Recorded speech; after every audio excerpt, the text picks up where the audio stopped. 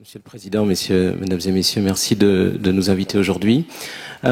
Sur la partie énergie renouvelable, j'ai laissé Pierrick vous présenter l'essentiel des résultats des discussions d'hier.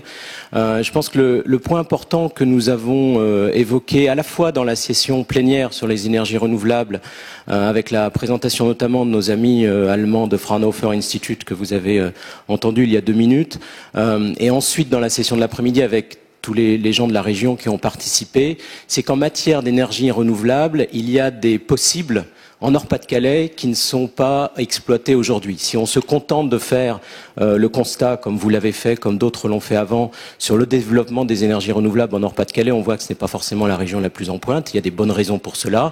Il y a aussi des atouts en Nord-Pas-de-Calais. C'est une région maritime, c'est une région dense qui facilitera les raccordements à l'avenir. Il y a donc tout un tas de potentiel qu'il est possible d'exploiter à l'horizon 2020 pour revenir sur la trajectoire 3x20 sur laquelle la région n'est pas ou n'est plus forcément aujourd'hui, d'une part, et d'autre part à l'horizon 2050 pour avoir des ambitions même plus élevées en matière d'énergie renouvelable. Alors nous n'avons pas passé énormément de temps hier à discuter si à l'horizon 2050 il fallait viser 80% ou 100% d'énergie renouvelable. C'est un débat important, mais nous avons voulu nous focaliser sur les éléments concrets pour avancer à partir de demain matin. Et c'est là-dessus que Pierrick va vous présenter des éléments. Merci. Donc nous avons eu effectivement des échanges assez nourris pendant toute une après-midi de travail. Alors, je passe la suivante. On pourrait classer ces échanges dans trois catégories. Les aspects d'abord juridiques et réglementaires. La question du changement de modèle économique et un troisième thème qui a été abordé autour du rôle des territoires et du rapprochement entre la production et la consommation. Concernant les aspects juridiques et réglementaires, il y a tout d'abord une attente forte qui a été exprimée par les personnes présentes, qui est qu'il faut absolument trouver le moyen de raccourcir les délais de développement des projets. On est actuellement sur des délais, par exemple, pour le développement des projets éoliens de 7 ans, c'est beaucoup trop long. Et donc là, il y a certainement un gain important à trouver. Autre élément de la discussion d'hier, une des solutions qui pourraient être proposées, c'est de garantir aux régions, aux territoires, aux acteurs, le droit à l'expérimentation pour développer de nouveaux projets, parce qu'on a effectivement beaucoup de freins, il y a un carcan peut-être réglementaire et juridique qui est trop important actuellement. Et il va falloir effectivement aussi lever certaines difficultés. On n'a pas une tradition de développement des ENR en région, il faut le reconnaître. On a un poids du passé et des habitudes qu'il faut faire évoluer. On a également eu beaucoup trop d'instabilité réglementaire qui font que on a donné par exemple une image très négative du photovoltaïque et on n'avait pas cette possibilité, cette vision à long terme qui donne une garantie pour les investisseurs. Donc ça c'est la première chose, c'est les premiers éléments de discussion sur le juridique et le réglementaire. Sur les aspects, sur le changement de modèle, ce qui est ressorti très fortement des discussions hier, c'est que finalement il faut que les habitants, il faut que les collectivités... Excusez-moi, il faut que les habitants, il faut que les collectivités puissent bénéficier eux aussi des retombées économiques des projets de développement ENR sur le territoire. Et donc par l'investissement citoyen, par les investissements publics qui permettraient de réinjecter les retombées économiques dans l'efficacité énergétique, notamment, est revenue souvent l'idée de créer des coopératives locales pour le développement des ENR, et ça permettra certainement une meilleure acceptabilité au niveau local. Ce qu'on a regroupé sous l'idée intelligence entre production d'ENR et usage des ENR, c'est que finalement, on pense qu'il faut une vision territoriale pour l'adéquation entre les besoins locaux et les ressources du territoire. L'idée, c'est de rapprocher le développement des ENR aux besoins spécifiques de chacun des territoires. On a des territoires qui sont urbains, on a d'autres qui sont ruraux, on a des territoires qui sont industriels, d'autres qui ont plus tertiaires, mais donc ils n'ont pas tous les mêmes besoins, ils n'ont pas tous les mêmes ressources, et donc c'est ce rapprochement besoins, ressources, offres est à travailler. Et donc, le travail qui a été fait après a été de ressortir 2 projets phares sur le court terme, 2 autres sur le moyen terme et 2 sur le long terme. Sur le court terme, le premier projet proposé dans le groupe de travail, c'est de mettre en place un fonds d'investissement au niveau régional qui permettrait donc de financer les projets éoliens et qui serait accompagné d'une boîte à outils juridiques, techniques, de façon ça permettrait de boucler certains plans de financement. Parce qu'on a cette difficulté en Nord-Pas-de-Calais où finalement la concurrence est plus forte notamment sur le photovoltaïque avec le sud, et donc ce petit plus du fonds d'investissement qui permettrait de compenser entre guillemets cette difficulté qu'on a dans le nord d'être moins attractif que le sud pour le développement par exemple du photovoltaïque. Deuxième proposition du groupe de travail, l'idée de permettre de favoriser la vente des surplus d'ENR qui sont produites. On est revenu l'idée que finalement, si on est dans une logique 3e révolution industrielle, il faut d'abord consommer ce qu'on produit et ensuite vendre le surplus de la revente et ensuite permettre une revente du surplus de ce qui n'a pas été consommé. Ce qui pourrait être incitatif, c'est d'avoir par exemple une facture unique qui permettrait d'illustrer, qui permettrait de montrer ce qui a été consommé, ce qui a été produit, et avec les différents tarifs. Et pour cela, donc, on est sur des évolutions qui sont finalement qui demandent des évolutions juridiques, et donc il y a un lien très fort à faire avec le débat actuel sur la transition énergétique. On a nous en région Nord-Pas-de-Calais à faire remonter des propositions au niveau national pour la loi de programmation qui sera débattue à la rentrée, cet automne. Les projets sur le moyen terme. Dans la discussion, on s'est dit que finalement, on avait réussi au moins la grande réussite via les réglementations thermiques, c'est qu'on a maintenant sur les projets de construction neufs une véritable efficacité énergétique, et en tout cas des bâtiments qui sont bien moins consommateurs que dans le passé. Et donc il faut se faire on a fait un parallèle avec l'idée que finalement qu'on pourrait aussi avoir à l'échelle des quartiers de réfléchir le développement des ENR à l'échelle des quartiers en donnant le choix, et donc on pensait notamment aux nouveaux quartiers, mais aussi aux quartiers en cours de rénovation, en donnant le choix sur le développement de projets collectifs ou donc par exemple du petit ou du moyen éolien, ou des projets individuels de développement, plutôt là sur le photovoltaïque. A été émis l'idée dans le groupe de travail d'hier après-midi de rendre obligatoire dans les documents d'urbanisme la production d'UNR sur tout nouveau projet de construction.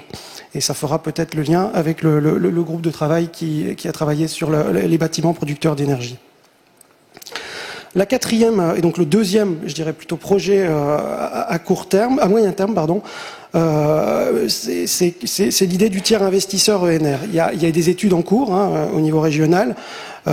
L'idée, ça serait qu'à moyen terme, nous puissions avoir un opérateur de développement des ENR qui soit un tiers investisseur qui soit opérationnel et en capacité de massifier le développement des ENR sur le territoire régional. On est sur donc l'idée de sortir du mode subvention actuel que tout le monde connaît et qui a atteint ses limites et qui ne suffit pas pour la massification.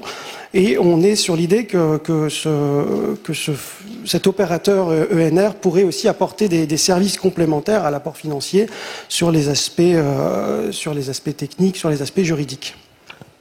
Et tout simplement sur l'appui au montage de projets. Concernant les projets à long terme,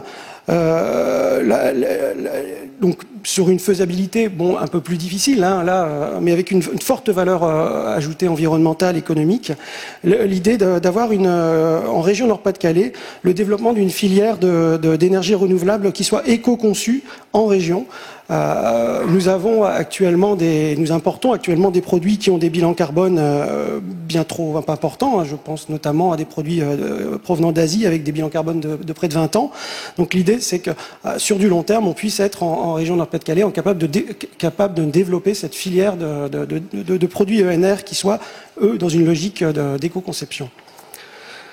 Deuxième projet à long terme, on s'est mis dans la perspective où la troisième révolution industrielle était en œuvre en région Nord-Pas-de-Calais, était engagée, et donc on doit développer des logiques de coopération avec les autres pays. C'est une tradition régionale, et de façon à exporter nos savoir-faire, ce qui va permettre à la fois du développement économique, des échanges énergétiques. Je dois 5 minutes, il vous reste 5 minutes. On finira avant. Je ferai pour tout le monde, comme pour vous. Et donc l'idée est bien donc d'exporter nos savoir-faire, et aussi cette logique de coopération avec les zones de coopération habituelles du territoire régional. Et donc vous voyez sur cette diapositive que finalement les 6 projets que je viens de vous présenter sont tous à un impact globalement fort. Vous le voyez, le premier et le deuxième, donc avec plus facile à mettre en œuvre sur donc le court terme, et c'est assez cohérent finalement, puisque le moyen terme est avec un niveau de faisabilité moyen, et effectivement les projets à plus long terme sont peut-être seront plus difficiles à mettre en œuvre. Donc là, vous en voyez 6. En tout, on en avait 11. Donc certains ont été regroupés, d'autres seront versés aux réflexions, mais n'apparaissent pas, ne seront pas développés aujourd'hui. Enfin, pour terminer, en guise de conclusion, voici en fait les facteurs on a identifié les facteurs de réussite. Donc ça a été beaucoup dit, hein, il faut changer le modèle déjà. C'est une évidence. Je vous le disais tout à l'heure, il y a un lien à faire avec le débat sur la transition énergétique, parce qu'il y a des réglementations à faire évoluer, mais aussi des questions de fiscalité qui pourraient évoluer. Et revenu l'idée de taxer l'énergie, et d'avoir et que le fruit de ces taxes puisse être vraiment dédié au développement des ENR. Garder cette logique d'expérimentation, mais avec toujours beaucoup plus d'ambition. Donc on a certaines personnes du groupe de travail ont vanté les mérites des appels à projets qui permettent de booster, mais aussi d'avoir vraiment des projets de démonstrateurs. Un des préalables également, c'est de mettre en place une instance de suivi et de pilotage de la troisième révolution industrielle qui soit inscrite dans la durée. On a un peu à l'image de ce qui se fait déjà avec la dynamique climat qui est plutôt institutionnelle. Ici, cette instance de suivi et de pilotage, elle doit être à la fois institutionnelle et regrouper également les acteurs économiques. Et enfin, donc les suites de nos travaux, puisqu'on a convenu de ne pas s'arrêter à la réunion d'hier, on est sur l'idée de continuer à affiner la définition de chacun des projets. On a pour ambition de poursuivre le travail du groupe projet ENR pour affiner ENR par ENR la dimension gisement, mais aussi les réponses que ces différents ENR peuvent apporter en termes de développement économique, en termes social et aussi en termes technologiques. Je vous remercie.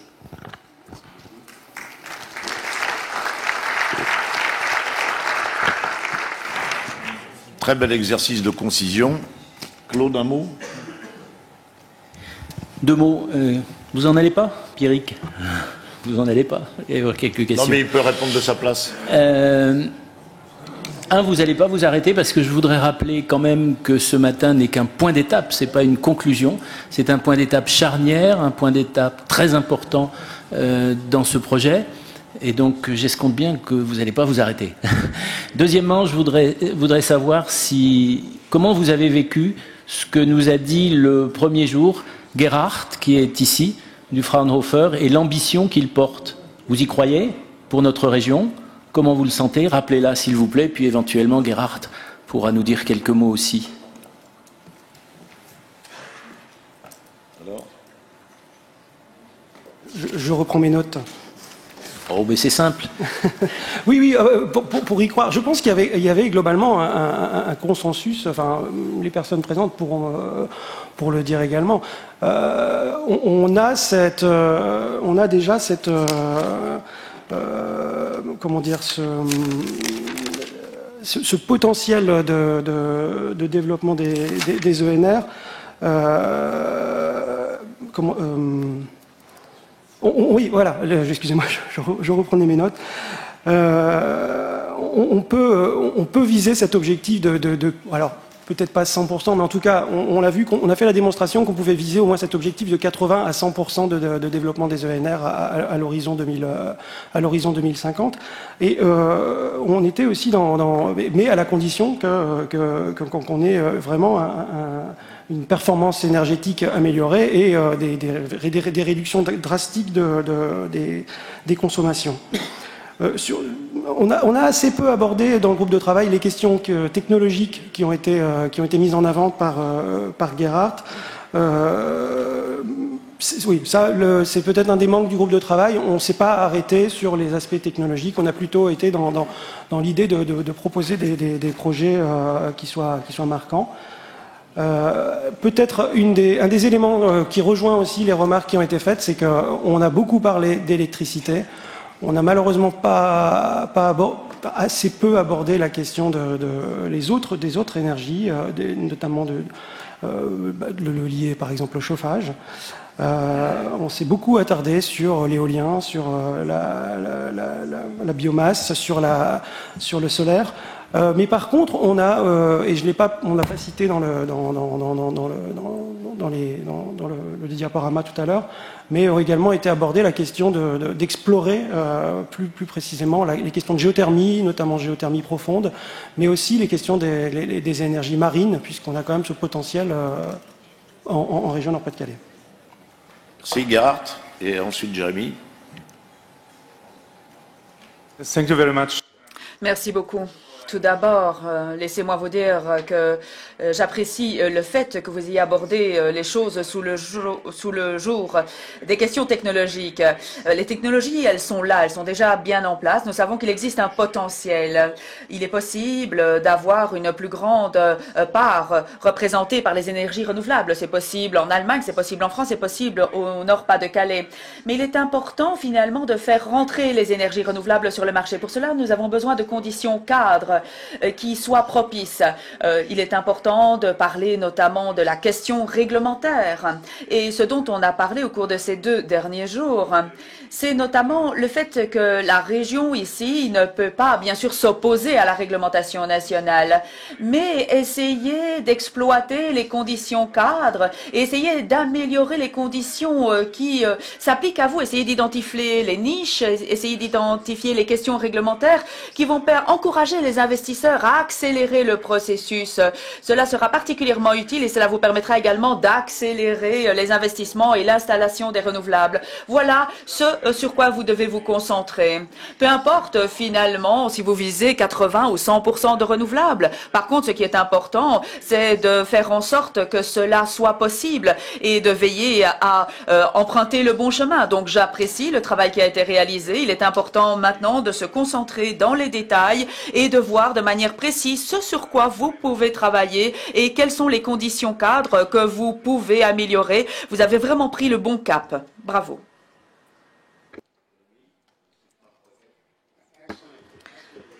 C'est un excellent rapport. Vraiment. J'ai beaucoup apprécié. Il y a quand même une chose que je tiens à dire ici. Les études qui ont été réalisées, qui ont porté sur les énergies renouvelables, du moins celles qui ont été portées à ma connaissance, n'ont pas pris en considération la courbe exponentielle et la perturbation que de telles courbes exponentielles peuvent provoquer. C'est essentiel. Nous avons été beaucoup trop conservateurs dans la manière dont cela sera perçu. Je vois ici quelques-uns qui opinent de la tête. Et donc, c'est vrai que nous sommes sur une courbe exponentielle par rapport au solaire et par rapport à l'éolien. Ça ne date pas d'hier, ça date depuis 20 ans. Mais ces courbes sont trompeuses parce que quand on arrive à un seuil, il y a un effet d'entraînement, il y a un effet d'emballement. J'ai l'impression que l'on pourrait être beaucoup plus proactif, vraiment, au niveau de la prise en considération de ces courbes exponentielles. Voilà, il faut s'imaginer qu'il y aura un doublement dans les 20 années à venir et il faudrait avoir une feuille de route beaucoup plus agressive que finalement ce qui a été fait par d'autres régions. Deuxièmement, n'oublions pas non plus les perturbations provoquées par ces courbes exponentielles. Parce que ce qui s'est passé avec les Q-Cell chez Cylindra, c'est qu'ils ont été piégés dans ces courbes exponentielles. Ces courbes exponentielles les piégeaient. Et le problème, c'est qu'ils se sont retrouvés tellement piégés par ces courbes exponentielles que cela a perturbé leur modèle économique. Et donc, de nouveau, ce rapport est à considérer comme étant un processus où l'on prend en considération le facteur temps à tout moment. C'est un excellent rapport, mais à l'heure de rédiger le rapport final, il faudra absolument accorder une place aux courbes exponentielles. Il faudra également faire des projections des perturbations. Il faut penser Google, penser Apple. Ils sont toujours à 3 générations à l'avance. Ils savent, ils vont prédire quelles sont les technologies qui vont voir le jour. Ainsi, ils ne seront pas perdus. Si nous prenons cela en considération, nous aurons vraiment un rapport particulièrement exhaustif. Vraiment, je trouve que ça nous permettrait ainsi d'avoir une feuille de route beaucoup plus agressive. Merci. Jérémy, je passe la parole à Marc Roquette. Alors, pour ceux qui ne connaissent pas bien notre région, l'entreprise Roquette est une entreprise internationale ayant ses racines dans notre région, très portée vers les technologies de pointe et que dire d'autre, si ce n'est que c'est la démonstration que le monde de l'entreprise s'implique dans la 3e révolution industrielle, que nous la voulons. Leader mondial dans son secteur d'activité, j'ai oublié de le préciser. Je voulais simplement intervenir sur la question de la contribution de Gerhard du Fraunhofer. Une des contributions majeures de Gerhard est bien d'avoir insisté auprès de notre groupe sur l'importance du photovoltaïque en région. Parce qu'effectivement, comme en France on sait qu'il y a bien plus de soleil dans le sud que dans le nord, la tendance est de dire bon il faut investir en photovoltaïque dans le sud et pas immédiatement dans le nord. Je crois qu'il faut bien avoir à l'esprit que plus le réseau sera étendu et interconnecté au niveau européen, moins on aura de problèmes de stockage d'énergie.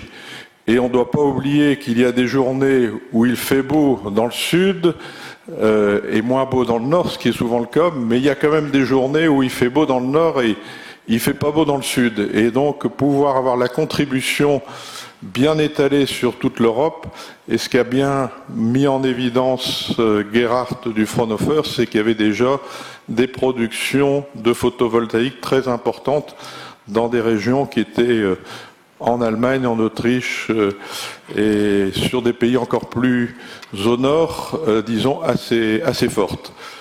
Et sinon, sur autre point, donc a été évoqué le problème de la taxation. J'ai pu déjà m'exprimer là-dessus. En tant qu'industriel, je tiens bien à souligner le fait que nous avons eu un exemple avec la politique agricole commune où des industriels comme notre société ont pu développer leur activité pendant plus de 30 ans avec des prix de céréales 2 à 3 fois plus chers que le cours mondial. La possibilité a été faite parce qu'il y avait des compensations aux frontières, donc des restitutions à l'exportation, des prélèvements à l'importation. Et en tant qu'industriel, je suis convaincu qu'on peut taxer fortement l'énergie sans pénaliser l'industrie, pour autant qu'on mette ce même type de compensation. C'est quelque chose qui est tout à fait possible. Et effectivement, on peut tout à fait imaginer, pour ne pas pénaliser le consommateur, de déplacer la TVA sur un impôt sur l'énergie. Et la TVA taxe l'emploi, alors que l'impôt sur l'énergie ne taxe que l'énergie. Et effectivement, c'est une réglementation qui ne peut se faire qu'au niveau européen, mais disons, je dirais pour conclure, il faut qu'on ait une transition de taxation de la TVA vers l'énergie pour booster, accélérer la transition énergétique qui est nécessaire. Merci. Un beau débat pour les parlementaires. Oui.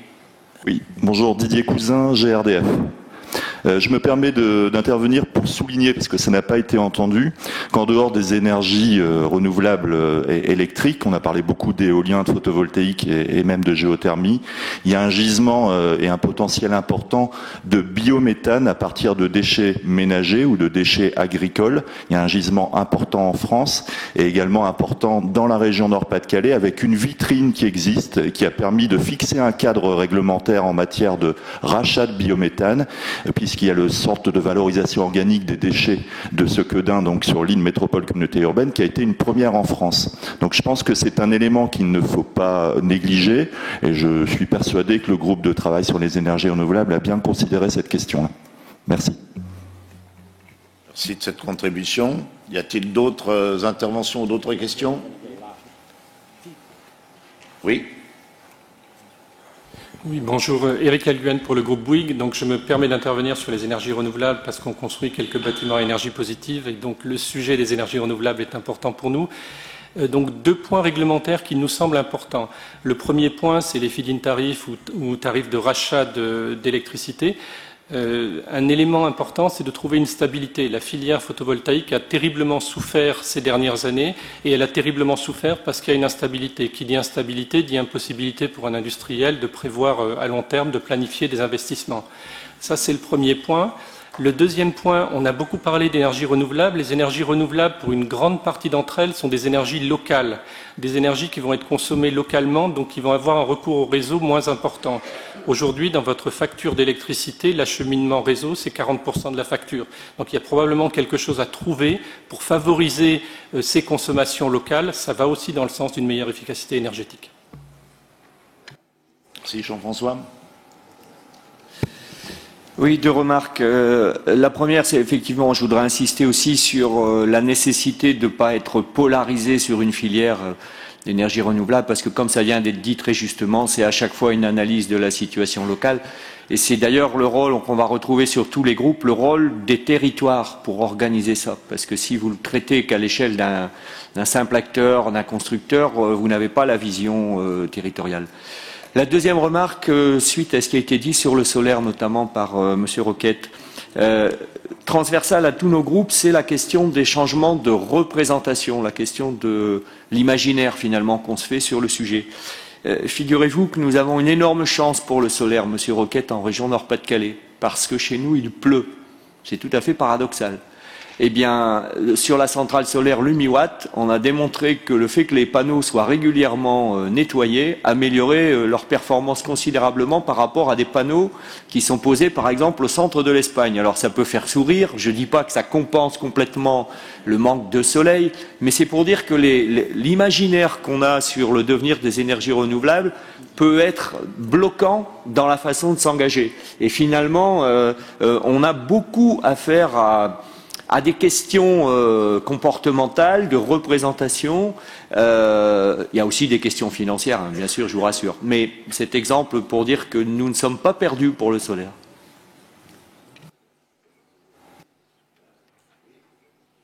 Étienne Cortel. Oui, je vais abonder ce que vient de dire oui, Étienne Cortel, Électricité de France. Ce que vient de dire Jean-François, non seulement les panneaux sont lavés et ils fonctionnent mieux, mais en plus il fait moins chaud et le rendement des panneaux photovoltaïques est meilleur quand il fait moins chaud, il est meilleur ici que dans le sud. Je voulais poser une question sur un transparent que j'ai vu où il y avait un sujet autour de il faut autoriser la vente d'énergie entre les particuliers. Bon, là, je voudrais quelques éclairages là-dessus parce que je vois pas très bien le sens. La deuxième question, c'est aussi, Jean-François l'a dit, et Marc également, les ENR, les énergies renouvelables, sont locales et elles sont inégalement réparties. Le potentiel énergétique à Valenciennes n'est pas le même qu'à Los-en-Gohelle ou à Boulogne-sur-Mer, mais tous ces trois territoires ont un vrai potentiel à exploiter. Et la question qui se pose, c'est puisque les potentiels ne sont pas les mêmes, c'est la solidarité entre ces territoires, et c'est bien par le réseau que cette solidarité arrive. Et Marc a justement précisé que l'interconnexion des réseaux permet de limiter le frein qui existe aujourd'hui du fait de la non-maîtrise du stockage, finalement. Et puis, un dernier clin d'œil, sachez qu'on a dans la région un des meilleurs sites français d'éolien offshore qui se trouve dans la Manche, à une trentaine de kilomètres au large de Berck-sur-Mer. Alors, à propos des territoires, thème qui a été évoqué par Jean-François Caron et que tu viens d'évoquer également, nous aurons en début d'après-midi précisément une séquence qui sera consacrée au rôle des territoires de la région dans la troisième révolution industrielle. Une réponse à ce qu'a dit Étienne Cortel? Non, c'est pas vous? Oui. Bonjour, donc Tristan Debugne, CD2E et Lumiwatt. Donc, pour répondre aux questions de Monsieur Cortel sur la question du partage un petit peu de l'énergie d'un point de vue local. Ce qui a été évoqué dans le cadre du groupe de travail, c'était une impossibilité aujourd'hui qui était donnée, par exemple, à un certain nombre d'habitants d'un territoire de s'approprier de cette notion d'investissement commun. C'est-à-dire que si on imagine, par exemple, une centrale solaire ou une petite centrale éolienne d'un quartier, au lieu de mettre ça sur le toit de chacune des maisons, comme c'est le modèle aujourd'hui, les habitants des différentes maisons connectées à ces centrales éoliennes n'ont pas la possibilité d'acheter directement l'énergie à cette centrale d'éolienne, c'est-à-dire que ou photovoltaïque, c'est-à-dire que la centrale doit revendre tout au réseau et chaque habitant doit racheter toute son énergie à son fournisseur d'énergie. Et dans une logique un peu prospective où on cherche à un foisonnement en fait de propriétés, d'échanges autour des questions d'énergie, il y a peut-être un nouveau modèle à imaginer. On n'a pas apporté de réponse à ces questions, hein, parce que la question est compliquée. Tu as fait part de la question de la péréquation entre les différents territoires, l'importance des réseaux et la question du stockage et de la mutualisation. Mais aujourd'hui, il n'y a pas de flux financier qui est possible entre un habitant qui habite une maison et qui va produire de l'énergie ou qui en aura besoin avec celui de la maison d'à côté qui produit aussi et qui n'en a pas besoin. Et ça, en termes d'échange, en termes de logique un petit peu énoncée par Jérémy Rifkin sur un petit peu l'Internet de l'énergie et le réseau social de l'énergie, on est aujourd'hui dans une situation où c'est pas possible. Donc, est-ce qu'il est pertinent de faire évoluer les choses? Tout ça, c'est des éléments du débat qui nous animent en ce moment. Oui, c'est une question qui ne va pas trouver sa réponse ce matin, mais qui manifestement mérite débat.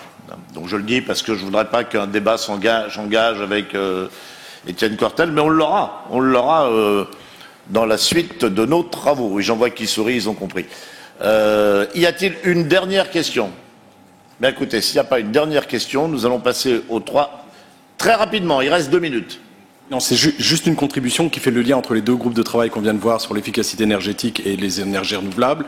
En termes d'énergie renouvelable, pour moi... Vous ne vous êtes pas présenté. Ah pardon, Damien Carême, conseiller régional et maire de Grande-Synthe.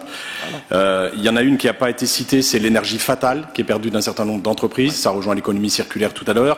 Et pour information, le club Ecopal, qui est une association d'écologie industrielle qui a 10 ans sur le littoral dunkerquois, a mis en évidence dernièrement dans une étude que les besoins en énergie des entreprises sur le littoral étaient de 340 000 gigawatts par an et que l'énergie fatale perdue était de 148 000 gigawatts par an. Il y a là un vrai gisement d'énergie à récupérer qui, du coup, participerait à l'efficacité énergétique et qui permettrait aux énergies renouvelables de venir compenser largement ce qui reste à alimenter. Alors cela figure effectivement dans les documents que nous avons préparés et nous aurons l'occasion d'évoquer le territoire du Grand Dunkerquois dans le courant de l'après-midi.